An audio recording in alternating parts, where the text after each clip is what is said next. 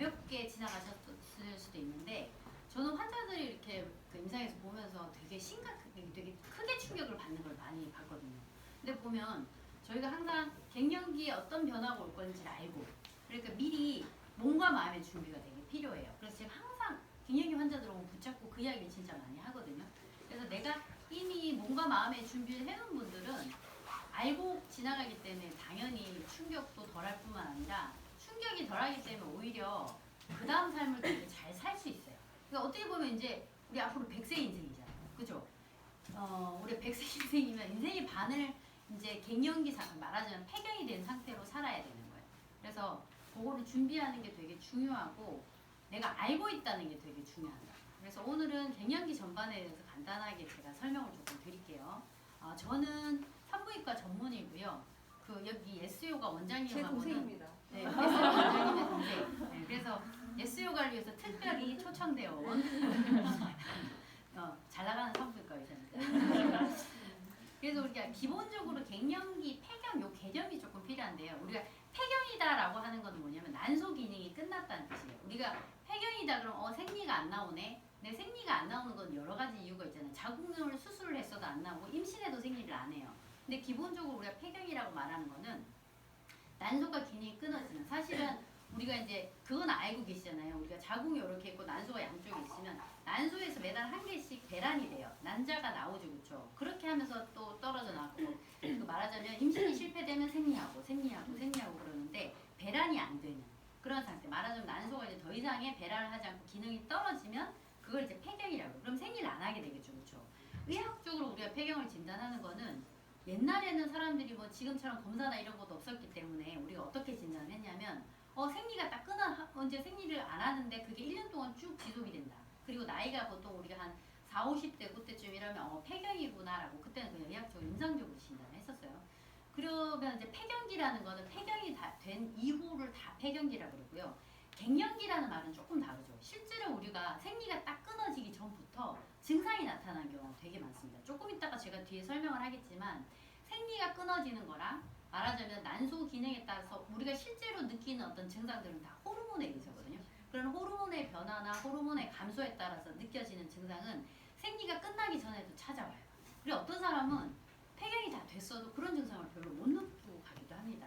그럼 우리가 갱년기라는 개념 자체는 노화나 질병에 의해서 난소의 기능이 이제 떨어지면서 심리적으로 그리고 또 신체적으로 제가 아까 말씀드렸죠, 그렇죠? 이런 어떤 변화를 겪게 되는 시기를 우리가 갱년기라고 그러고요. 갱년기를 우리가 이야기할 때는 폐경을 기준으로 해서 갱년기가 시작된 이런 증상이 있다가 얼마 안 돼서 폐경 되겠군 라고 생각을 하잖아요. 그럼 폐경 전부터 시작돼요. 근데 폐경이 어느 순간 갑자기 생리가 딱 끊어지면서 호르몬이 딱 끊어지면서 어느 순간 갑자기 그 증상이 팍 나타나는 게 아니라 그 전부터 조금씩 나타나기 시작해요. 그걸 우리가 폐경 이행이라고 해요. 그리고 폐경이 되고 나면 보통 한 폐경 후 한 1년까지 정도를 갱년기라고 그러는데 증상을 보통은 1년 정도까지는 겪는다 이렇게 보고 이건 이제 평균적인 개념이고요. 어떤 분들은 진짜 70세, 80세까지도 이 증상을 겪는 분도 계세요. 굉장히 다르죠. 뭐랑 비슷하냐면 우리가 입덧도 보통 산모들이 입덧을 시작하면 5, 6주에 시작해서 한 보통 뭐 14주, 16주면 끝나요 그러는데 제 환자들 중에서는 아기 낳을 때까지 입덧하는 사람도 있었거든요. 사람마다 개인차가 있다는 거예요. 자, 그러면 이제 이런 개념 우리가 이제 주로 이 갱년기에 대해서 오늘 설명을 드릴 건데요. 우리나라 사람들 같은 경우 폐경을 보통 어떠냐 만 47에서 52세 지금 예스요가 원장님도 지금 제가 보기엔 폐경 이행기 있거든요. 생리가 점점 줄어들고 이렇게 되더라고요. 생각보다 많은 사람들이 요 바운더리 안에 있을 거예요. 그래서 만으로 47세에서 52세 사이에 평균적으로 많이 생리가 끊어집니다. 폐경이 된다고 보시면 되고 실제로 최근에 이제 요즘에는 중요한 게 뭐냐면 조기 폐경이라는 개념이 있어요. 저희 병원에는 한 30 몇 세 됐는데 생리를 저희 한 3달 정도 생리를 안 해요. 조기 폐경일까요? 하고 오시는 분들이 꽤 있어요. 생각보다 요즘엔 조기 폐경도 되게 많고 조기 폐경이라는 개념은 나이가 한 40 이전에 폐경이 되는 경우 그러니까 사실 조기 폐경은 의학적으로 되게 중요하거든요.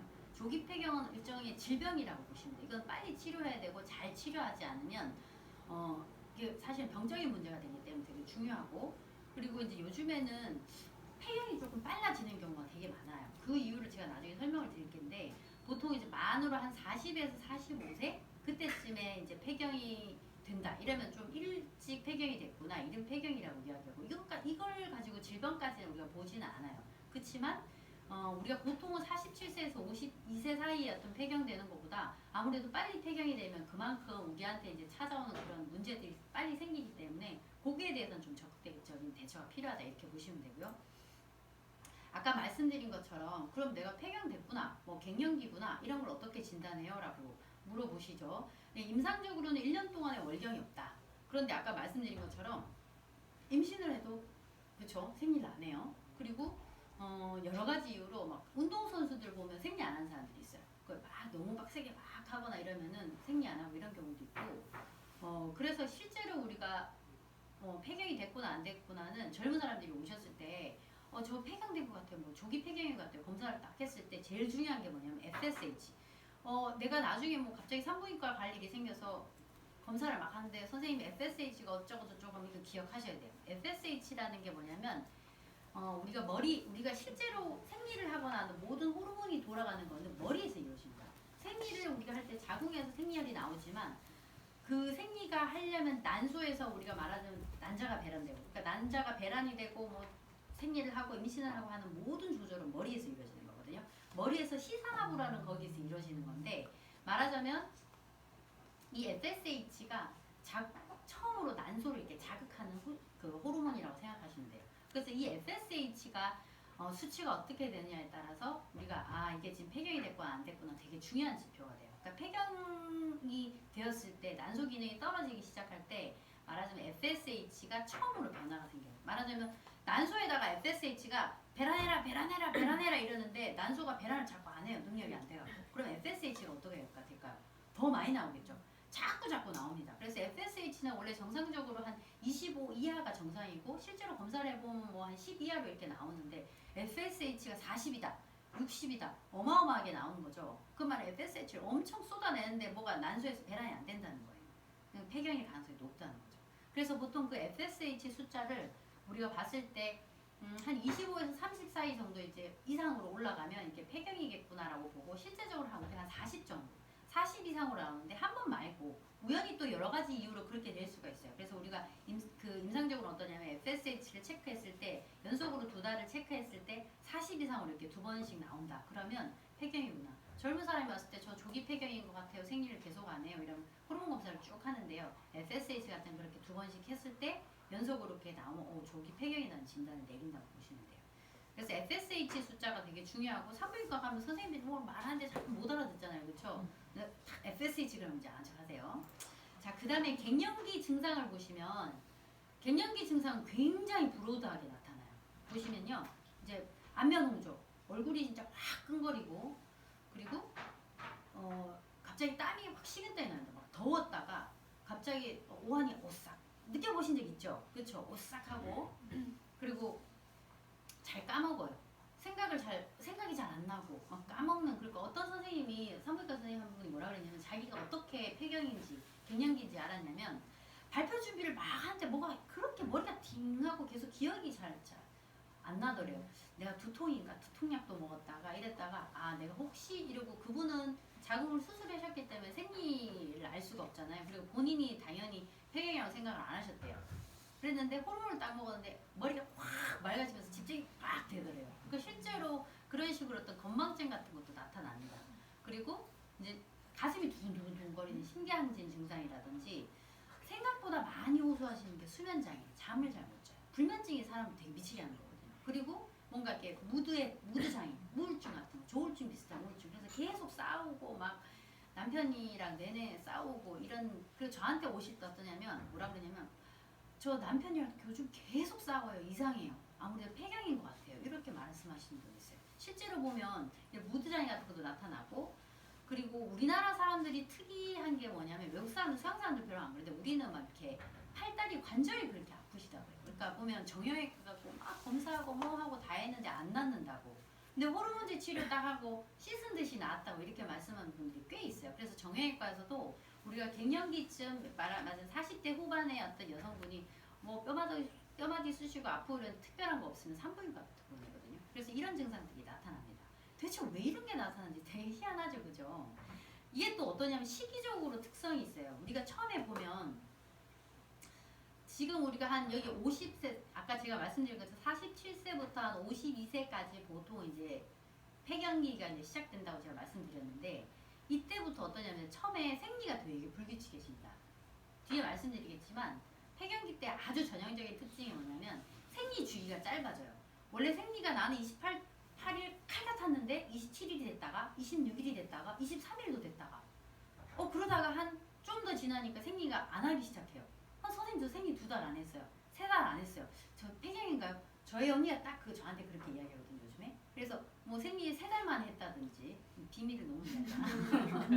그렇게 이야기를 해요. 그래서 제가 봐도 전형적인 그런 어떤 그 지금 갱년기 과정을 겪고 있어요. 그리고 언니한테 물어보면 명상을 할 때 뭐가 확 이렇게 올라오는 게 느껴지고요. 전형적인 그런 증상을 다 겪고 있더라고요. 근데 보통은 환자들이 저한테 올 때도 이 이야기를 하세요. 선생님 되게 전형적인 증상이거든요. 이렇게 생리가 되게 불규칙해지기 시작해요. 호르몬의 이제 불규칙이 나타나니까. 그러면서 안면홍조. 보통 갱년기에 제일 먼저 나타나는 증상이 안면홍조가 되게 많아요. 안면홍조 얼굴이 화끈해지고 이게 별로 안 힘들 것 같죠? 되게 힘들어요. 저희 환자는 지금 환자분 중에 어떤 분이냐면 막 되게 화끈거렸다가 오한이 들어서 그리고 계속 몸살이라고 생각하셨다고 그런 분들이 있어요. 이렇게 화끈거리고 그러면서 밤에 식은땀이 나면서 잠도 못 자고, 그러니까 밤에 잠을 또 못 자니까 낮에 생활이 다 엉망이 되고 이러시는 거예요. 그러면 또 우울함이 같이 또 겹쳐서 막 못 살겠다고 막 그렇게 이제 그런 증상이 나타나고, 초기에 이제 이제 폐경 주변기에서 이제 폐경이 되고 그 시점에서 이 증상이 되게 많이 나타나고요. 그 다음에 많이 나타나는 증상이 뭐냐면 생식기 위축. 한 폐경되고 1, 2년 지나고 나면 폐경될 그 무렵에 이제 뭐가 나타나냐면 부부관계할 때 너무 아프다. 그리고 저희가 이렇게 검사를 딱 보면 질을 딱 보면 질이 위축이 돼 있어요. 그러니까 젊은 사람들 질이 탱탱하고 그 수분기가 가득하고 이렇게 탄력 있고 이런 느낌이라면 그러니까 위축성 질염이라는 게 있습니다. 왜냐면 질 자체가 완전 이렇게 벌겋고 그러니까 건드리면 진짜 아플 것 같고 까질 것 같고 그런 거. 그러니까 위축성 질염이라고 해요. 왜냐면 에스트로겐 자체가 이제 부족해지면 에스트로겐이 모든 이제 그 전신의 수용체가 다 있거든요. 에스트로겐이 나중에 제가 설명드리겠지만 굉장히 피부를 탄력 있게 만들고 수분감 있게 만들고 그런 역할을 하는데, 그런 게 떨어지니까 질 자체가 되게 건조해지고 위축되고, 그러니까 부부관계 되게 아프고, 보통 이때쯤 이제 그 부부관계 할 때 우리가 젤 같은 걸 쓰기 시작하는 게 이때예요. 그래서 그런 질 위축이 나타나고, 요거랑 같이 많이 나타나는 게 요실금, 방광염, 질염. 그러니까 보통 갱년기쯤에 제일 질염이 많이 나타나요. 나는 부부관계 잘 안 하는데 1년에 한 번도 안 하는데 질염이 생겨요. 이런 분이 있거든요. 이때가 이제 면역력도 많이 떨어지고 이러면서 결국 그 에스트로겐 자체가 질이라든지 이런 환경을 되게 건강하게 하는데 되게 중요한 역할을 하는데, 그런 어떤 환경의 그런 그 건전성을 파괴하니까 질염도 잘 생기고, 방광염이나 질염은 계속 비슷하게 오거든요. 왜냐하면 우리가 질이 있으면 질 바로 그 위쪽에 방광이 딱 요도가 붙어 있어요. 그러니까 얘가 거의 한 통 속으로 있기 때문에 이제 요 폐경이 시작되면 방광염이 그렇게 잘 와요. 그리고 특징이 젊은 사람들이 방광염이 오면 잘 낫죠. 항생제만 딱 먹고 나면 금방 낫습니다. 근데 이 시기는 방광염이 잘 낫지도 않고 나도 또 재발도 잘하고. 그래서 저희는 항상 뭐라 그러냐면 질염이건 방광염이건 갱년기 시기에 딱 오면 치료를 정말 빡세게 해요. 잘하고 재발이 되지 않도록 온갖 방법을 다 씁니다. 재발이 되면 더 재발이 되고 훨씬 고치기 어렵고 이러기 때문에. 그래서 요 시기에 이제 그렇게 이때는 우리가 방광염으로 되게 고생하세요. 방광염도 자꾸 재발하고 하게 되면 이게 만성으로 가고 간질성 방광으로 가면 나중에 미치는 거죠. 계속 방광염을 달고 사는 느낌.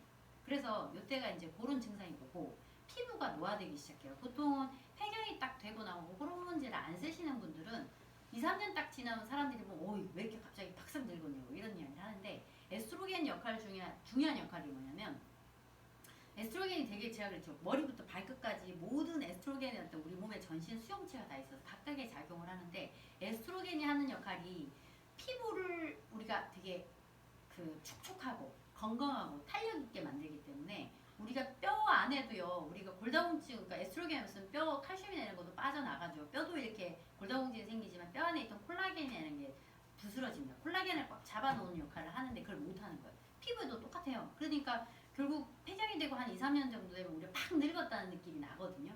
이제 그런 게 요 시기에 나타나고, 사실은 지금까지 증상은 어떠냐면 우리가 그렇게 생명이 중요하진 않아요. 뭐 좀 노화된 데 살지 질 위축되면 부부관계 안 하면 되고 그쵸? 그런데 그 이후에 보시면 65세 막 이렇게 돼 있죠, 그쵸? 보면 이제 그 다음 시기로 뭐가 나타나냐면 골다공증이 나타나요. 골다공증은 우리가 생명이 되게 중요하거든요. 골다공증이 실제로 보면 우리가 젊었을 때 한 55세, 60대까지도 잘 인식을 못 하시지만 7, 80세가 넘어가면 우리가 사망률에 되게 기여를 하는 게 골다공증이에요. 왜냐면 골절이 잘 생깁니다. 우리가 젊었을 때는 잘 모르지만 노인들을 가다가 픽 미끄러져서 이렇게 하면 손목골절 생기고 제일 많이 위험한 게 대퇴골절. 여기 대퇴뼈 있죠. 여기 엉덩이뼈. 여기 목이 똑 잘 부러져요. 허리도 잘 부러지시고. 그러면 노인들은 우리가 골다공증이나 뼈가 잘 붙지도 않고 한번 누우시면 어떻게 될까요? 잘 못 일어나요. 그럼 그 상태에서 계속 누워 계시게 되다 보면 폐렴 같은 것도 잘 생깁니다. 그래서 보통 그렇게 많이 잘 돌아가셔요. 그래서 우리가 요거는 되게 골다공증에서 우리가 생명하고 직결되기 때문에 되게 중요한데 이제 이런 게 나타나기 시작하고 또 하나가 심혈관 질환이에요. 우리가 여성분들 같은 경우는 고혈압은 남자가 많을 것 같아요, 여자가 많을 것 같아요? 그냥 생각했을 때 남자가 많을 것 같죠. 우리가 50세 이전에는 고혈압이 남자가 많아요. 그리고 뇌졸중은 어떨까요? 중풍 남자가 많죠. 우리가 그냥 봤을 때 중풍하면 느낌이 어때요? 남자가 많죠. 근데 50세를 기준으로 해서 남자분들은 고혈압이나 중풍이나 이렇게 천천히 이렇게 올라가요. 근데 여자분들은 어떠냐면 폐경 전까지는 이러다가 폐경이 지나가면 갑자기 확 이렇게 올라갑니다. 그게 왜 그러냐면 폐경이 그러니까 여자분들은 이 에스트로겐의 영향이 절대적인 거거든요. 그래서 심혈관 질환이 와요. 그러니까 심혈관 질환이 왜 오냐면 혈관의 탄력성이 떨어져요. 에스트로겐이 하는 역할은 에스트로겐 하면 나중에 설명을 하겠지만 어떤 느낌? 뭔가 탄력적이고 이런 역할이죠. 그렇죠? 그래서 혈관의 탄력도 잃어버려요. 그리고 혈관이 단단해지고 탄력이 없어지면 혈압 조절이 잘 안 되겠죠. 고혈압, 그리고 이제 심근경색, 그리고 머리 뇌혈관 쪽에 이제 문제가 생기면 뇌졸중, 중풍 이런 게 생기는데 폐경을 기점으로 해서 폐경 전후로 그런 차이가 확 나요. 그래서 결국 심혈관 질환도 어떠냐면 여자분들은 나이가 많아지면 폐경 이후에는 할머니들이 고혈압, 중풍 생각보다 많거든요. 그렇게 해서 쭉 진행하고 치매 같은 경우 우리가 인지장애도 에스트로겐하고 관련이 있어요. 그래서 이런 것들이 이제 시계별로 쭉 나타난다 이렇게 알고 계시면 되고요. 한국 여성의 폐경기 증상 보니까 1등이 뭡니까 여기서? 안면홍조. 그쵸? 안면홍조 신경이 이거는 동서양이 마찬가지인데요. 이거를 제일 많이 느껴요. 왜냐하면 얘는 굉장히 파인하게 나중에 설명을 드리겠지만 안면홍조를 우리가 느끼는 게 어떤 거냐면 폐경이 되기 전에는 우리가 확 더웠다가 추웠다가 이렇게 느껴지는 것이 우리가 머릿속에 온도 조절 장치가 있어요. 시상하부라고. 거기서 보면은 우리가 예를 들어서 바깥 내가 너무 춥다. 너무 추우면 몸을 막 떨게 되거든요. 떨어가지고 안 춥게 하려고 우리가 그 온도를 체온을 일정하게 유지하기 위해서 우리 몸이 장치를 해놓은 거거든요. 그래서 우리 몸에 체온이 막 올라가면 어떻게 해야 돼요? 체온이 막 올라가면 안 되잖아요. 뜨겁잖아요. 그죠? 그럼 체온을 낮추기 위해서 우리 몸에서 땀을 막 배출합니다. 그러니까 확 더운 느낌이 들면서 땀이 나야 체온이 떨어지거든요. 우리 몸에 그게 항상성 유지 장치예요. 그럼 우리 몸에 체온이 막 저체온이 되면 어떻게 해요? 그럼 우리 큰일 나잖아요. 그러니까 우리 몸에서 막 떨어가서 열을 내는 거예요. 그래서 내가 춥다는 느낌이 들게 해서 옷을 입게 하고 그렇게 되는데 요 어떤 우리 몸에 이렇게 셋 포인트가 들어있어요. 머릿속에 셋 포인트가 말하자면 그 레인지가 요 정도 된다면 갱년기가 되고 나면 이 레인지 폭이 되게 좁아집니다. 그럼 밖에 조금의 어떤 그런 거에도 금방 추워졌다 금방 더워졌다 확 올라갔다 뜨거운 느낌이 확 더웠다가 갑자기 또 오한이 확 났다가 이렇게 되는 거예요. 그래서 이렇게 안면홍조 같은 경우도 우리가 확 더우면서 얼굴이 벌개지고 이런 증상이 나타나고요. 두 번째로 보시면 여기 뭐라고 돼 있냐면 생각보다 우울증이 되게 많아요. 우리나라 사람들은 좀 화가 많죠. 아줌마들이. 그죠? 그래서 우울증이 생각보다 되게 많습니다. 그래서 우울증이 많고 이 무드 사실은 어떠냐면 그래서 요 갱년기 시기에 정신과를 굉장히 많이 다녀요. 신경정신과 많이 다니고 제가 보는 환자들도 보면 불면증 약부터 시작해서 제가 약 보면 와 프로작 막 이런 우울증 약 같은 거 되게 많이 드시고 계시거든요. 그리고 보시면 피부 건조 보이죠? 그러니까 이때는 실제로 저한테는 뭐라냐 저 외음부가 가려워요 이렇게 와요. 저 질염 같아요 이렇게 오거든요. 근데 항상 가렵다라고 오셨을 때 캔디다증이 있으면 가렵겠군 하고 캔디다가 딱 봤는데 전혀 안 가려요. 깨끗한데 그러면 뭐냐면 건조증 때문에 가려운 거예요. 그래서 우리가 실제로 보면 피부나 이런 것들이 건조해면 되게 가려워지거든요. 그래서 실제로 갱년기 여성들은 캔디다 질염이나 이런 게 없는데도 보면 피부 건조나 이런 것들 때문에 또 많이 오세요. 그것뿐만 아니라 우리나라 사람들 같은 경우는 이제 제가 말씀드렸던 것처럼 생각보다 근육통, 관절통이 생각보다 많습니다. 외국에는 별로 없더라고요. 근데 우리나라 사람들의 특징이야. 그래서 막 관절 아파요, 손가락 마디 다 아프고 이랬는데 호르몬 확 나버리고 막 이런 경우가 생각보다 많죠. 그래서 폐경기 증상을 지금 보시면 굉장히 다양하죠. 그리고 이건 어떠냐면 사람마다 되게 달라요. 근데 폐경기 때 보면 이렇게 안면 홍조라든지 이런 증상들은 꽤 많은 분들이 있는데 그 위에 뭐 관절통, 우울증, 특히 뭐 이렇게 방광계통이나 이런 계통들은 굉장히 다양하게 겪기 때문에 사람들이 오히려 내가 폐경인가 아닌가를 잘 모르는 경우가 되게 많아요. 그래서 이 시기에 이런 증상이 나타나면 보통 우리나라 사람들은 어쩌면 병원을 잘 안 가죠. 왜냐하면 산부인과가 옛날에는 특히나 남자 선생님이 많았기 때문에. 근데 요즘에 여자 선생님도 많거든요. 근데 가서 확인하시는 게 되게 중요해요. 그러면 여기 잠깐 보시면 그럼 제가 아까 계속 이제 왜 이런 증상들이 막 나타나고 대체 갱년기가 되면 왜 이런 증상이 나타나고 이 나이에 나타나나 우리가 요거는 호르몬의 변화를 조금 살펴볼 필요가 있는데요. 보시면 우리가 일반적으로 계속 월경을 하는 오시스 폐경되기 전까지 우리는 끊임없이 어떠냐면 호르몬이 이렇게 남포 호르몬, 황체 호르몬 말하자면 이 남포 호르몬이라는 것이 에스트로겐이에요. 그리고 뒤에 있는 황체 호르몬이라는 게 프로게스테론. 이제 에스트로겐, 프로게스테론은 대표적인 여성 호르몬이고요. 이 두 개의 어떤 그 밸런스를 잘 맞추면서 계속 우리가 살아가고 있는 거예요. 그럼 우리가 생리 주기를 보통 28일이 일반적인 주기거든요. 생리 주기가 28일보다 좀 짧을 수도 있고 늦을 수도 있어요. 이게 월경이라고 그러죠. 생리 주기 우리가 보면 우리가 월경해요 그러죠. 월경. 이게 달이거든요. 우리나라 사람 되게 희한하죠.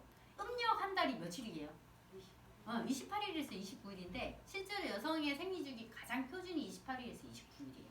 그리고 우리가 보름달 뜰 때 어때요? 늑대가 아우하고 울죠. 그쵸? 보름달 뜰 때가 언제냐면 딱 중간에 14일이잖아요. 옛날 사람들이 뭐라 그랬어요? 음기가 왕성한. 맞습니다. 그때가 배란이 일어날 시기예요. 알겠죠? 되게 희한하게 사람들 어떻게 알았나 몰라요. 그래서 보시면 우리는 이렇게 생각하시면 돼요. 우리 몸에 모든 돌아가는 호르몬 뭐 때문에 있냐? 여자들은 생식을 위해서 있어요. 우리 몸에서 우리가 생리를 하는 거 모든 생식이나 이런 것들은 다 모든 생리를 하거나 이런 모든 것들은 말하는 임신을 위해서 있는 거예요. 보시면 이렇게 되어 있습니다. 맨 처음에 생리를 시작한 1일날 이때부터 어떠냐면 에스트로겐이 쫙 올라가요. 우리 몸에서. 에스트로겐이 어떠냐면 하는 역할이 자 여기 뒤에서 이제 설명을 하겠지만 요 사진을 먼저 보여드릴게요. 에스트로겐이 쭉 올라갈 때 어떠냐면 에스트로겐은 제일 중요한 역할로는 제가 그랬죠. 생식, 임신을 위해서 얘는 뭐냐면 내막을 두껍게 합니다. 우리가 자궁 내막이 말하자면 임신을 위해서 밭이에요. 밭. 그러면 에스트로겐이 나오면 내막을 점점 두껍게 만들어요. 임신을 하려고 점점. 그러면 얘를 두껍게 만들려고 자궁 안에는 내막을 두껍게 준비를 하면서 이제 겉으로 어떻게 될까요? 이뻐야지 남자를 만날 거잖아요. 그죠? 그러니까 이 에스트로겐이 하는 역할은 엄청 여성스럽게 매력적이게 만들어요. 피부도. 그래서 우리가 배란기 가까이 될 때까지 피부도 엄청 이제 이뻐지고 화사해지고 그리고 제가 아까도 말씀드렸지만 에스트로겐이 원래 엔투지즘, 뭐 열정 이런 데서 나온 말이거든요. 이때가 굉장히 열정적이에요. 우리가 그래서 그 뭐 여성의 호르몬하고 관련된 책들을 보면은 여자는 뭐 여포기에 열정적이게 되고 어쩌고 저쩌고 했는데 그게 이제 무관한 이야기가 아니에요. 그러니까 우리는 호르몬에 지배되는 그런 생물체라고 보시면 되는데 에스트로겐이 막 이제 어떻게 되냐면 여성적으로 변하게 만들죠. 피부도 좋게 하고 굉장히 우리가 성격적으로 느끼게 된대요. 좀 센스가 여자들이 육감이 발달하고 센스가 엄청 좋잖아요. 그러니까 남의 이런 눈치를 잘 봐야지 좋은 남자를 물어올 테니까 그런 뭐라고 할까 그런 감성 굉장히 여자들이 그때 굉장히 영민해지고 그렇게 된다 하잖아요. 그게 에스트로겐 영향이라고 해요. 그래서 에스트로겐에서 내방이 점점 두꺼워지면 우리가 이제 뭘 기다리냐면 14일 정도의 배란이 됩니다. 이때 배란이 딱 될 때 그래서 실제로 보면 여성들의 성욕, 리비도가 언제 제일 올라갈까요? 배란 즈음에. 저는 어느 순간 관찰해보니까 그렇더라고요. 그래서 전혀 못 느끼는 사람들도 있지만 잘 이렇게 사람에 따라서 성욕도 리비도도 되게 다르거든요. 지켜보면 이 배란기 주변 배란전에 굉장히 올라간다 그래요. 근데 이건 굉장히 자연스러운 겁니다. 우리가 생식을 위해서 프로그램되어 있기 때문에 그렇습니다. 그래서 14일쯤에 딱 이제 진짜 보름달이 뜰 때 배란이 되는 거죠. 배란이 딱 되면 우리는 뭘 기다린 거냐면 임신을 기다린 거거든요. 그럼 임신이 딱 될 거다라고 배란이 딱 되면 우리 몸에서 그 다음에 임신을 준비해요. 그럼 그때부터 무슨 호르몬이 나오냐면 여기 있는 프로게스테론이 나와요. 프로게스테론은 말하자면 임신 호르몬이라고 생각하시면 돼요. 그럼 얘가 쫙 나와서 하는 역할이 뭐냐면 에스트로겐은 내막을 이렇게 두껍게 만들어놨죠. 그러면 임신이 딱 되면 이때 내막이 떨어지지 않도록 탄탄하게 지탱을 해줘야 됩니다. 프로게스테론이 그런 역할이에요. 그래서 프로게스테론이 쫙 나오면서 얘가 이 내막을 탄탄하게 유지해요. 그리고 임신이 되면 사람이 열정적이게 되면 안 되잖아요. 그렇죠? 차분하고 안정적으로 돼야 되겠죠. 그래서 이 프로게스테론이 나오면 어떠냐면 성격적으로 굉장히 차분해지고 좀 이렇게 다운되고, 그래서 생리 전에 여러분들이 막 행복하고 기분 좋으세요? 약간 다운되세요? 다운되죠. 그렇죠? 그래서 생리 전 증후군을 심하게 앓는 사람들 보면 굉장히 기분도 안 좋고 막 유방도 터질 것 같고, 왜냐하면 임신을 하려면 나중에 수유도 해야 되기 때문에 임신하고 유방이 이렇게 막 아프고 약간 붓고 이러잖아요. 이런 준비들을 다 누가 해주냐면 프로게스테론이 하는 거예요. 그래서 프로게스테론이 쫙 올라가서 한 최대한 이렇게 올라갔는데 임신이 될 줄 알고 다 준비해놨는데 수정이 안 됐어요. 임신이 안 되면 그때부터 프로게스테론 농도가 떨어지기 시작합니다. 그래서 프로게스테론 농도가 뚝 떨어지면 이제 더 이상 자궁내막을 탄탄하게 잡아주지 못하죠. 그럼 자궁내막이 우르르 무너지는 게 생리예요. 그럼 생리를 했다. 그럼 다시 이제 새로운 주기 시작입니다. 이렇게. 그래서 우리는 끊임없이 28일 주기를 계속 이런 과정을 하면서 걸려들면 임신이 되는 거죠. 임신이 되면 어떻게 될까요? 그때부터는 프로게스테론이 계속 쫙 나옵니다. 끊임없이. 아기 낳을 때까지 프로게스테론이 끝까지 나옵니다. 에스트로겐 프로게스테론이 꽉 나와서 이 임신을 잘 유지할 수 있게 해주는 거예요. 이해가셨죠? 그래서 피검사를 해보면 임신일 때는 프로게스테론하고 에스트로겐 농도가 엄청 높아요. 끝까지 계속. 그렇다고 보시면 되고요. 그래서 이런 어떤 월경 주기에 따른 호르몬 기본적으로 이렇게 우리가 갱년기 전까지, 폐경 전까지 이런 주기로 계속 돌아가고 있어요. 그래서 보면은 뭐 임신, 우리가 생리 전 증후군이 심한 사람, 생리통이 심한 사람, 월경에 불균형 있는 사람은 이 호르몬이 이런 식으로 유지되지 않고 얘네가 불균형해지면서 생기는 경우가 많다고 보시면 돼요. 자, 그러면 기본적으로 아까 제가 말씀드린 것처럼 에스트로겐하고 프로게스테론 역할이 이제 느낌이 오죠. 그렇죠? 이 에스트로겐이 원래 하는 역할은 임신을 위해서는 자궁내막을 성장을 하게 하는 거고, 그래서 우리가 바디라인 유지하는 거, 그러니까 피부를 좋게 하는 거, 이런 거 다 전부 다 에스트로겐 하는 거고요. 또 하나의 뇌 인지 기능, 우리 현명해져야 되고 똑똑해져야 되죠, 이때가. 그래서 뇌 인지 기능도 좋게 하고 골밀도도 유지하고. 그러니까 말하자면 에스트로겐은 굉장히 젊고 활력 있게 살게 하는 그런 호르몬이라고 보시면 돼요. 그런데 프로게스테론은 그에 비해서 이제 자궁내막을 유지하죠. 말하자면 에스트로겐은 자궁내막을 끝도 없이 막 부풀게 만들어요. 얘는 그 브레이크가 없어요. 막 끝도 없이 막 부풀게 하면 프로게스테론이 그 브레이크라고 생각하시면 더 이상 부풀지 못하게 하고, 프로게스테론은 딱 내막을 안정적으로 유지해요. 그래서 우리가 막 자궁출혈이 막 있을 때 저희가 많이 쓰는 주사가 프로게스테론 주사거든요. 내막을 탄탄하게 딱 안전하게 하는, 안정하게 유지한다. 그리고 정서적인 안정감을 가져오는 게 프로게스테론이에요. 그리고 또 하나는 이제 제일 중요한 게 에스트로겐의 작용. 아까 말한 것처럼 에스트로겐은 브레이크가 없어요. 에스트로겐에서 내막을 계속 두껍게 하는데 이 에스트로겐 작용을 딱 잡아주는 것이 프로게스테론입니다. 그래서 아까 말씀드린 것처럼 쉽게 말하자면 예뻐지게 하는, 배란 전까지 이렇게 예뻐지게 하고 우리가 활력 있게 살게 하는 것이 에스트로겐. 그러니까 에스트로겐은 굉장히 매력적인 호르몬이죠. 그죠? 그리고 프로게스테론은 임신을 위한 호르몬이다. 이렇게 보시면 되고요. 자, 그러면 이제 보시면 이게 지금 우리가 이렇게 아기 때, 우리가 사춘기 전까지는 이 에스트로겐이 안 나와요. 그죠? 별로 많이 안 나와요. 이러고 있다가 이제 사춘기가 딱 되면 처음으로 아까 제가 난자를 딱 자극하는, 난소를 자극하는 호르몬이 FSH라고 했죠. 머리에서 이제 사춘기가 쫙 되면 이제 무르익으면 FSH가 머리에서 나와요. 그래서 난소를 쫙 자극을 하면 거기서 이제 처음으로 에스트로겐이 나오기 시작합니다. 그러면서 새로운 생리주기 이제 시작되는 건데, 그러면서 이렇게 에스트로겐이 팍 생기죠. 그러면 이제 아까 말한 한 달에 한 번씩 올라갔다 내려갔다 올라갔다 내려갔다 이러면서 계속 있다가 우리가 이제 폐경이 되면 완전히 뚝 떨어지는 시기가 되는데, 제가 말씀드린 것처럼 어느 순간 팍 이렇게 꺾이듯이 탁 떨어지지 않은 게 아니라 에스트로겐이 저렇게 춤을 춥니다. 플럭추에이션이 막 있어요. 굉장히 이제 불안정한 이런 변화기가 있죠. 이걸 우리가 폐경 주변기라고. 우리가 눈으로 봐도 굉장히 불안정해 보이잖아요. 그렇죠? 호르몬이 이렇게 불안정하면 우리 몸도 마음도 다 불안정해요. 생리주기도 왔다 갔다 하고, 뭐 자궁 부정출혈도 있고, 심리적으로도 굉장히 불안정해고, 굉장히 다양한 증상들이 막 오면서 우리를 되게 불편하게 하죠. 그러니까 이런 걸 우리가 폐경 주변기다 이렇게 이야기를 하고 있고요. 우리가 이제 그러면 이렇게 이야기를 해요. 아까 제가 말씀드린 것처럼 이렇게 갑자기 탁 어느 순간 계속 에스트로겐 프로게스테론 일정하게 이렇게 나오다가 톡 떨어지는 게 아니라 얘가 왔다 갔다 하거든요. 근데 사람마다 이 시기는 조금 다르긴 한데 우리가 평균적으로 최근에 이제 어떤 개념이 있냐면 우리가 한 35세가 되면 여기 있죠. 35세부터 시작 우리가 폐경이 한 50세가 된다고 그러면 이 에스트로겐이나 프로게스테론 감소가 35세 때부터 있어요. 우리가 이런 이야기 하죠. 35세가 되면 임신한 산모들한테 뭐라 그래요? 우리가 기형아 검사도 되게 빡세게 해요. 그리고 임신도 잘 안 된다고 그러고 이 35세가 되게 중요한데 이유가 있어요. 왜냐면 얘 호르몬 농도가 줄어들기 시작해요. 그리고 실제로 35세가 되면 여자분들이 좀 덜 이뻐져요. 그러니까 35세까지 제일 이쁩니다. 피크. 실제 이런 과학이에요. 알겠죠? 그래서 35세 이후면 조금 이제 미모가 딸리기 시작하니 그 전에 시집가란 말이에요. 그래서 그 실제로 과학적으로 보면 에스트로겐이나 프로게스테론 이때부터 점점 감소하기 시작해요. 그런데 문제가 뭐냐면 아까 제가 이렇게 보여드렸던 것처럼 에스트로겐하고 프로게스테론은 굉장히 파인하게 조절이 잘 돼야 돼요. 제가 그랬죠.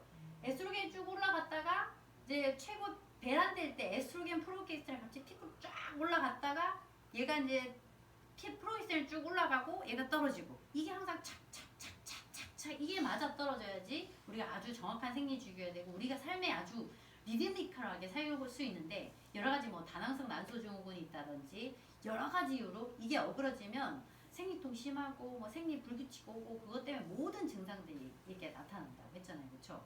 그런데 이런 것들이 이제 말하자면 어떠냐면 단순하게 에스트로겐이 많은 게 좋은 거냐? 아니겠죠. 그렇죠? 프로게스테론이 많으면 좋으냐? 아니다. 얘네들이 잘 이렇게 균형 있게 잘 가야 되는데 요게 이제 35세 때부터는 어그러지기 시작해요.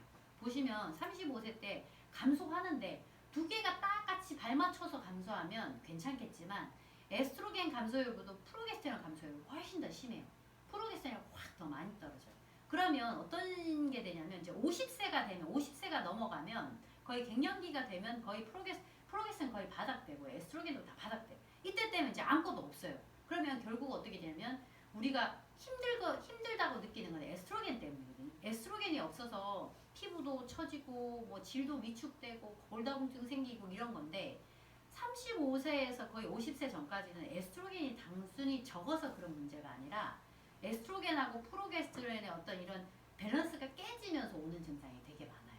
그래서 근데 보면 그걸 우리가 뭐라 그러냐면 에스트로겐은 과다되고 프로게스테론이 약간 부족한 증상. 이거를 에스트로겐 우세증이라고 그러거든요. 요즘엔 최근에 이 개념으로 막 치료하고 이런 분들 되게 많이 계신데 에스트로겐하고 프로게스테론이 적당히 해야 돼요. 항상. 이게 제일 중요하거든요.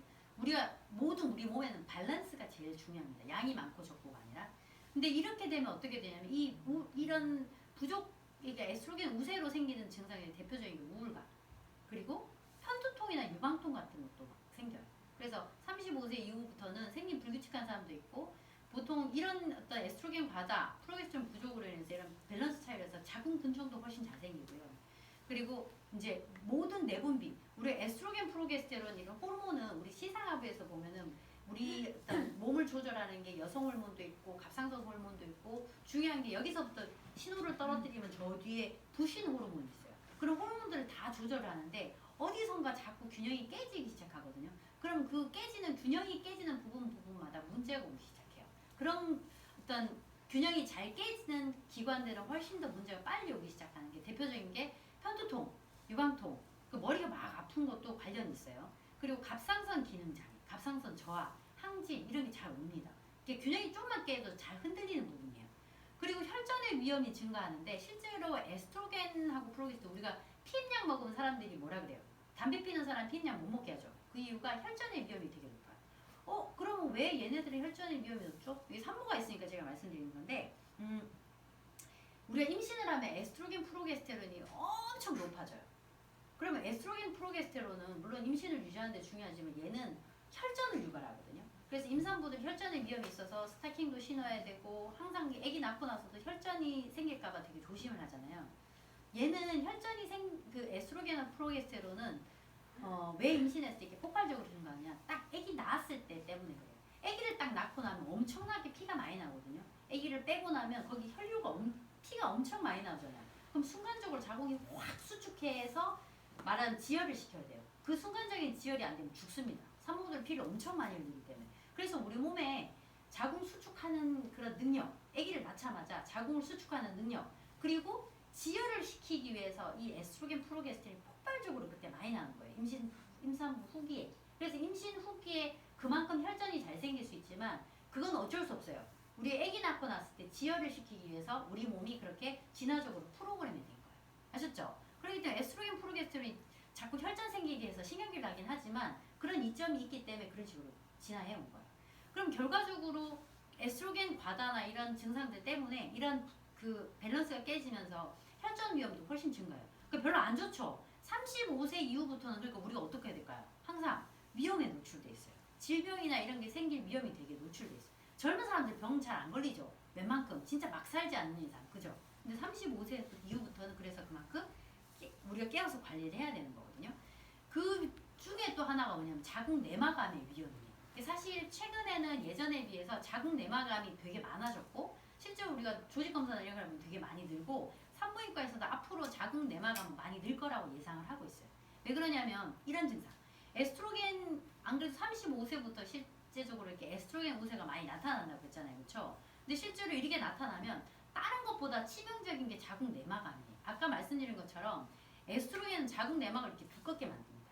얘를 카운터로 조절해주는 게 프로게스테론이거든요. 그러니까 평소에는 우리가 뭐 아무 위험이 없어요. 두꺼웠다 떨어졌다 두꺼웠다 떨어졌다 하는데 이때도 에스트로겐 우세증이 되면 얘가 막 두꺼운 데 대해서 프로게스테론이 그만큼 방어를 해주면 얘는 끝도 모르게 막 이렇게 증식하다 보면 자궁 내막 증식이 되고 자궁 내막 증식이 심해지면 얘가 이제 막 변형을 일으키는 게 자궁 내막암입니다. 실제로 자궁 내막 옛날에는 우리나라 자궁 경부암의 유병률이 훨씬 더 높았거든요. 최근에는 백신도 개발되고 이제 그런 것도 있지만 자궁 내막암의 유병률이 되게 올라가요. 서양처럼 그렇게 되고 있습니다. 그리고 유방암의 위험도 증가하고 내당뇨 장애라고 해서 우리가 말하자면 당뇨나 이런 증상들 그런 것들도 다 에스트로겐 우세랑 관련이 있다. 35세 이후니까 그러니까 어떻게 했어요 우리가 정말 이제 신경 써야 되겠죠. 자 그렇다고 볼 수 있고요. 그러면 에스트로겐 우세증 유발 요인이 있는가? 에스트로겐 우세는 왜 된다 그랬냐면 제가 아까 말씀드린 것처럼 35세를 넘으면 실제로 프로게스테론이 훨씬 더 빨리 감소한다 그랬죠. 그렇죠? 첫 번째 이제 나이에 우리가 노화라 그러면 좀 그렇지만 나이가 들면서 생기는 그런 게 첫 번째 원인이고요. 또 하나 여기 보시면 스트레스가 있죠. 스트레스가 있으면은 우세증이 생겨요. 그래서 보면 스트레스 많이 받으면 에스트로겐의 저거에서 갑상선 장애도 잘 생기고 그렇죠. 이유가 있어요. 자, 요거 보시면 요 표를 하나 보시면 이제 영어로 돼서 헷갈리지만 여러분 이렇게만 보시면 돼요. 이렇게 부신이라는 게 있는데요. 우리가 기본적으로 보면 아까 제가 말씀드린 것처럼 포인트가 없네. 그 맨 위에 보면 머리가 저기 있죠. 시상하부가 보이시죠, 그렇죠? 시상하부에서 또 우리가 어떤 호르몬이나 이런 것들을 다 명령을 해가지고 호르몬들이 나오게 해요. 여기 보면은 부신이라는 곳이 있어요. 여기 부신이라는 곳이 여기 있죠. 우리 몸에 보면 이렇게 좀 잘 안 보이지만 시상하부가 머리가 있잖아요. 여기 머리에서부터 모든 호르몬 시상하부가 어떠냐면 호르몬의 그 말하자면 이렇게 센터. 여기가 모든 명령을 떨어뜨리는 곳이 시상하부예요. 그럼 시상하부에서부터 어떤 식으로 하라고 조절을 막 합니다. 그러면 그 지방에서 우리가 실제로 조절하는 게 어디냐면 갑상선. 호르몬이 조절하는 첫 번째가 갑상선, 그리고 부신, 그리고 여성 호르몬이 나오는 난소. 물론 여기 보면은 이자라 그래가지고 혈당을 조절하는 인슐린이나 이런 게 나오는 이자라는 것도 있지만 실제로 이렇게 보면 이렇게 우리 몸에서 이렇게 호르몬이 나오는 주요 기관들이 있어요. 그 중에서 엄청 중요한 기관이 요겁니다. 부신. 부신은 어떠냐면 콩팥이 있으면 콩팥 위에 모자처럼 꽃갈 모자처럼 생겼고 해부를 해보면 그냥 기름 덩어리예요. 옛날에 어떤 이야기 있었냐면 인디언들 있죠. 인디언들이 들소나 이런 걸 잡으면 걔네들은 다 해체하고 이렇게 부신을 딱 잘라가지고 제일 연장자나 제일 중요한 사람한테 먹였대요. 걔네들이 어떻게 이걸 알았는지 모르겠지만 이 부신이 엄청 중요합니다. 뭐에 중요하냐면 스트레스 조절에 말하자면 중추라고 보실 수 있어요. 우리가 스트레스를 막 받으면 스트레스는 우리 몸의 항상성을 깨거든요. 그러니까 우리가 스트레스를 받으면 이건 되게 위험한 상황이에요. 쉽게 말하자면 우리가 스트레스에 대해서 방어하는 게 교감신경, 부교감신경 들어보셨죠? 우리가 자율신경계라는 걸 조절해요. 그러니까 이 스트레스라는 건 추위도 스트레스고 더위도 스트레스고 제일 심각한 스트레스는 뒤에서 호랑이가 쫓아옵니다. 그래서 옛날에는 어땠냐면 우리 동물의 세계 보세요. 제일 무서운 게 뭐예요? 내가 생존의 위협을 받는 거잖아요. 뒤에 호랑이가 쫓아오면 어떻게 되냐면 나는 빨리 도망을 가야 되거든요. 그러면 어떠냐면 내가 호랑이가 쫓아오자마자 도망을 가려면 가장 효과적인 게 뭐냐? 한꺼번에 착 돼야 돼. 눈이 확 떠줘야 되고 머리로 피가 가가지고 머리가 빨리 돌아가면서 근육에 피가 가서 근육이 빨리 움직여줘야 돼요. 대신 나머지 생식기, 위장 이런 데 피는 안 가야 되겠죠. 그렇죠? 그런 게 동시에 착 일어나도록 우리 몸이 프로그램이 있어요. 그게 뭐냐면 교감신경이에요. 그래서 우리 몸에서 스트레스를 급하게 조절하는 게 아주 급한 스트레스가 왔을 때 조절하는 게 그 신경이거든요. 교감신경, 부교감신경. 그래서 그런 호랑이가 쫓아오는 반응이라고 우리가 이야기를 해요. 그러면 교감신경이 딱 작동을 해서 눈이 확 떠지면서 우리가 호랑이가 쫓아오면 피곤한지 잘 모르죠. 근육으로 피가 다 가 있고 어디로 도망가야 될지 머리가 팍팍팍 돌아갑니다. 그게 전부 다 교감신경에 의해서 그렇게 돌아가는 거예요. 그런 어떤 말하자면 급성 스트레스에 대해서 우리 신경이 그렇게 조절하게 되어 있는데 예를 들어서 만성적인 스트레스. 이 만성적인 스트레스는 최근에 현대로 오면 올수록 되게 많아졌어요. 예를 들어서 만성 스트레스라는 것이 어떤 거냐면 우리가 호랑이가 쫓아오고 그러고 난 호랑이 가고 나면 이제 몸이 확 풀리죠. 그러면 이제 좀 안심이 되잖아요. 그러면 호랑이가 쫓아올 때는 배도 안 고파요. 남자 생각도 안 나요. 그죠? 왜냐하면 생식기, 위장 이런 쪽에 피가 다 안 가고 이쪽으로 모든 걸 잠궈놨기 때문에. 근데 이제 마음이 좀 팍 풀리면 어떻게 돼요? 이제 여기 이제 피곤한 느낌도 들고, 그쵸? 그러면 위장으로도 피가 가고 생식기라도 피고 가기 때문에 밥도 먹고 싶고, 그때 이제 배도 고프고 이런 일이 생기는 거예요. 그래서 교감 그때에 우리가 작용하는 걸 부교감신경이라고 하거든요. 그러면 교감신경과 부교감신경이 스트레스를 받을 때와 해소됐을 때 얘가 항상 이렇게 가면서 우리 삶이 지속됐어요. 그냥 단순한 동물의 세계를 생각해보면 그렇습니다. 근데 동물의 세계에서 인간의 세계로 넘어오면 올수록 굉장히 복잡해져요. 그럼 이 스트레스가 단순하게 한번 딱 있다가 스트레스를 받았으면 이제 풀려야 된단 말이에요. 근데 이 스트레스가 계속 가는 거예요. 왜냐하면 호랑이가 쫓아오는 게 아니라 상사가 나를 막 뭐라 하죠. 근데 상사가 나를 막 뭐라 하는 건 어떠냐면 한 번으로 끝나지 않아요. 내 머릿속이 자꾸 맴돌아요. 한번 상사가 확 스트레스를 받은 상사가 나한테 머리를 확 해서 스트레스를 받죠. 그럼 호랑이가 달려올 때 똑같은 반응이 머릿속에 확 나. 땀이 확 나면서 막 스트레스를 받으면 그런 소화 안 되잖아요. 그죠? 위로 피도 위장으로 피도 안 가고 소화도 안 되고 막 이런 증상이 확 생기는데 이게 내 머릿속에 자꾸 도는 거예요. 상사가 했던 말 또 생각나고 또 생각나고 여기서 한번 깨지고 저기서 또 깨지고 또 깨지고 이게 계속 돌아가니까 스트레스가 어떻게 되겠어요? 풀리고 다시 교감과 부교감이 왔다 갔다 이렇게 건강하게 살아야 되는데 그렇지 않고 이게 계속 있는 거예요. 만성적인 스트레스. 또 하나 질병이 걸렸어요. 제가 만약에 어디가 아프다 질병이다 그러면 얘는 계속 질병이 생기면 거기에서 우리가 계속 방어를 해줘야 되기 때문에 염증 반응이나 이런 것들이 일어나면 스트레스가 이제 길어져요. 계속 있죠. 그럼 이런 만성적인 스트레스는 교감, 부교감으로만 조절이 힘들어요. 쭉 조절해야 되니까. 그럴 때 쓰는 게 바로 부신이에요. 그러니까 부신에서 그 스트레스를 조절할 때 나오는 호르몬이 코티솔이라는 호르몬이거든요. 그래서 이 코티솔이 언제 나오냐? 아침에 우리 일어나면 팍 올라가요. 아침에 되게 피곤하죠? 그럼 어떻게 해요? 단 거 막 먹고 커피 탁 먹으면 갑자기 이제 싸울 투지가 확 생기잖아요. 코티솔이 막 분비가 되게 돼요. 무슨 말인지 알겠죠? 그래서 만성 스트레스를 해결하기 위해서 나오는 호르몬이 코티솔이에요. 그러면 이 코티솔이 말하자면 스테로이드. 우리가 되게 힘들고 다운되고 뭐 잘 몸이 안 좋고 할 때 병원에서 스테로이드 한 대 탁 맞으면 확 좋아지잖아요. 옛날에 사람들이 만병통치약이라고 말했던 게 스테로이드거든요. 코티솔 계열이에요.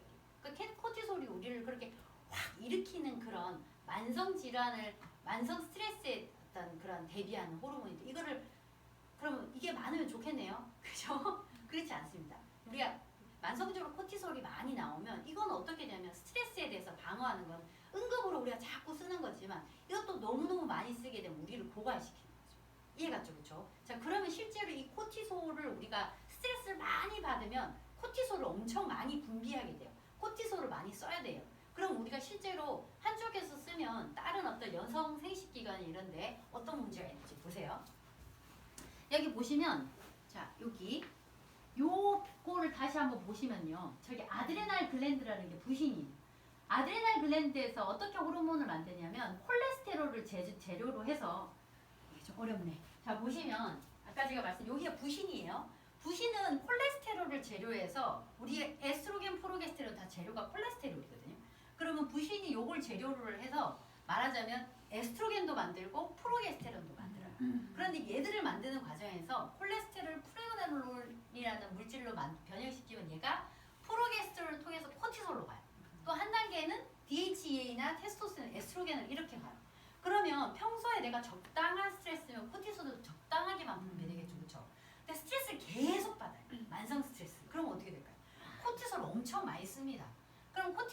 많이 쓰면 어떻게 되냐면 이 과정이 엄청 많이 진행되겠죠.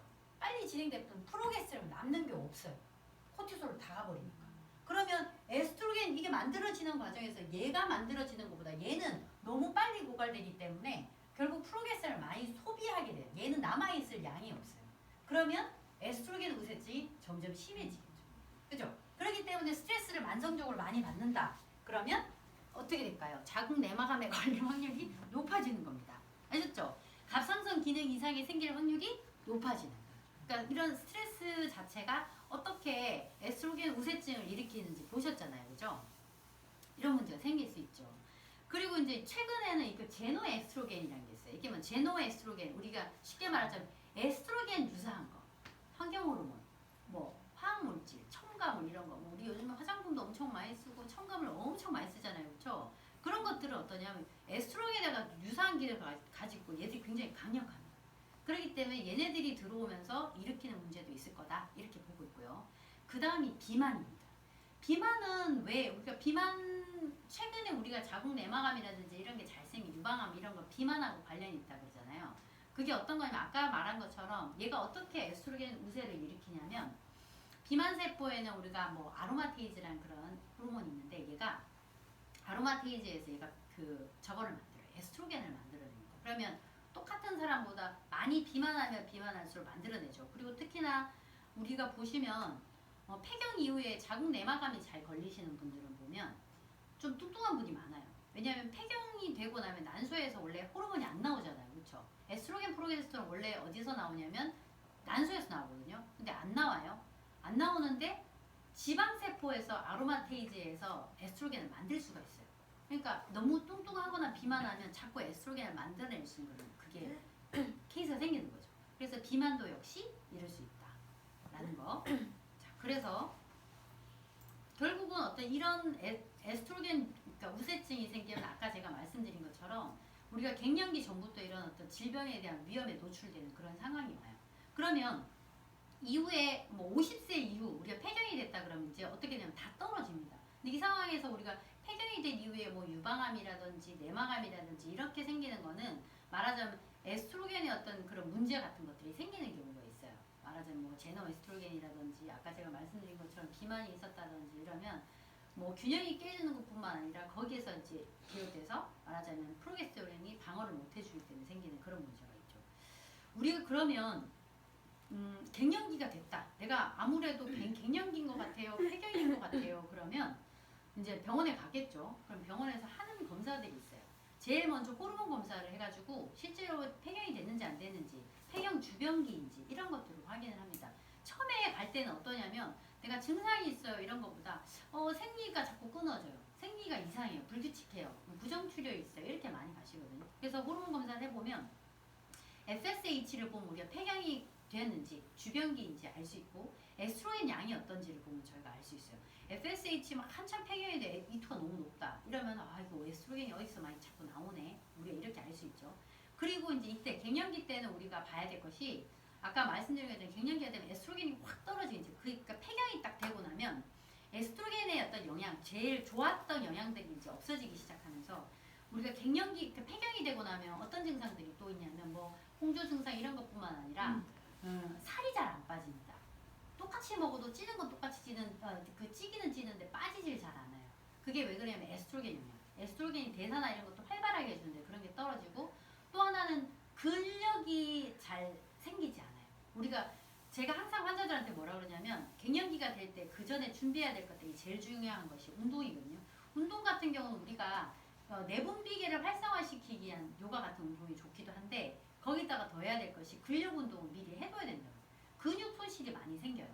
에스트로겐이 이제 떨어지기 시작하면 근력 손실이 생기고 근력이 잘 생기지도 않아요. 그러니까 우리가 뭐 먹고 대사하고 살 빠지고 하는데 제일 중요한 것이 근력량이거든요. 그래서 근육량이 떨어지게 되면 대사율이 되게 떨어지게 됩니다. 그래서 그 갱년기가 되고 나면 폐경이다 보면 살이 잘 안 빠져요. 그리고 콜레스테롤이 이제 잘 올라가고 혈등 그때부터 이제 뭐 그 당뇨나 이런 증상도 생길 수 있기 때문에 다 한번 같이 체크하셔야 되고 또 하나는 저 막 심계항진 있고요. 얼굴이 화끈거리고요. 이렇게 이야기를 하셔가지고 갱년기입니다. 폐경입니다. 폐경 증상이니까 폐경이네요. 이렇게 이야기할 게 아니라 뭐랑 잘 겹치냐면 그때 갑상선 이상이 잘 온다 그랬죠. 실제로 갑상선 기능 항진이나 저하 이때 제일 많이 오거든요. 그래서 갑상선에 문제가 없는지 같이 확인해야 되고 부신티질 호르몬에 따라서 이게 어느 정도 이게 소모가 되는 양들 정도를 파악하는 그런 검사가 필요하고 또한 이때 잘 생기는 우울, 불안 여기에 대한 어떤 검사를 같이 해주시는 게 되게 중요해요. 그리고 이제 이때부터는 우리가 50세를 지나고 나면 여자분들은 이제 말하자면 폐경이 되고 나면 면역력이 많이 떨어진다고 그러죠. 그렇죠? 면역력이라는 게 어떤 개념은 환자들이 막 그래요. 선생님 저 면역력이 너무 떨어져서 자꾸 질염도 걸리고 방광염도 걸리고 자꾸 병이 생기는 것 같아요. 아무래도 홍삼을 먹어야 되겠어요. 이렇게 이야기하세요. 그래서 우리가 면역력이라는 게 대체 어떤 개념이냐. 제가 환자들한테 설명을 어떻게 하냐면 내가 면역력이 떨어졌어요 이렇게 말할 때 면역력은 쉽게 말하면 컨트롤하는 능력이에요. 우리 머리부터 발끝까지 내가 아무 이상 없이 편안하게 자라는 건 되게 기적적인 거거든요. 왜냐하면 우리 몸이 아까 제가 말씀드린 그 시사하고부터 우리가 뭐 교감신경, 부교감신경 이런 모든 것들이 착착착착착착 잘 들어맞아서 문제가 안 생기게 예를 들어서 모든 것들이 잘 컨트롤되고 있는 거는 그냥 정상이라면 예를 들어서 이렇게 생각하시면 돼요. 내가 어떤 큰 병에 걸렸어요. 큰 병에 걸리면 내 몸의 에너지를 다 여기 이거 살리는 데 써야 되기 때문에 다른 데 에너지를 쓸 여력이 없습니다. 그럼 거기 컨트롤이 안 돼요. 예를 들어서 방광 쪽에 예를 들어서 평소에는 방광염이 잘 안 걸렸는데 거기 면역세포나 이런 것들 확 집중해서 균이 들어오면 처단하고 이게 됐어야 되는데 내가 다른 데 에너지가 가 있으니까 여기에 갈 수 있는 군대를 많이 못 보내는 거예요. 여기 조절력이 떨어지니까 자꾸 방광염이 잘 생겨요. 똑같은 환경에서.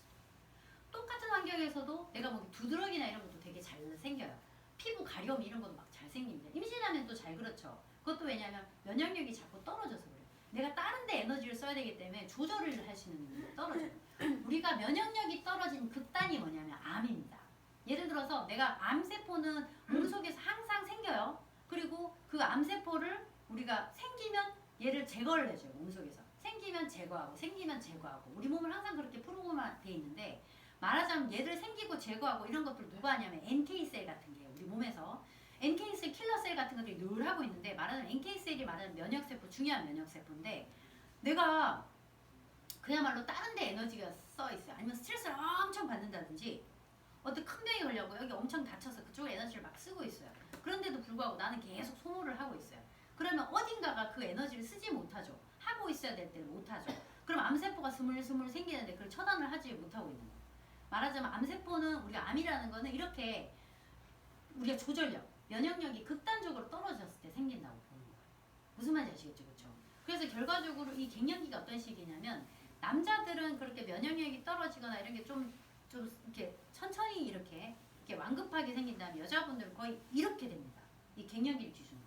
그래서 갱년기 때 이후가 면역력도 되게 많이 떨어지고 아까 말씀드린 것처럼 에스트로겐의 어떤 그런 에스트로겐이 우리를 굉장히 이렇게 건강하게 만들어줬던 그런 기능들이 다 뚝뚝뚝뚝 떨어지는 거예요.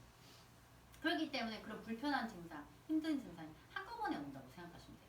그래서 우리가 거기에 대해서 준비를 해놔야 되는 게 되게 중요한 거고요. 그러면 갱년기 치료를 어떻게 할 것인가?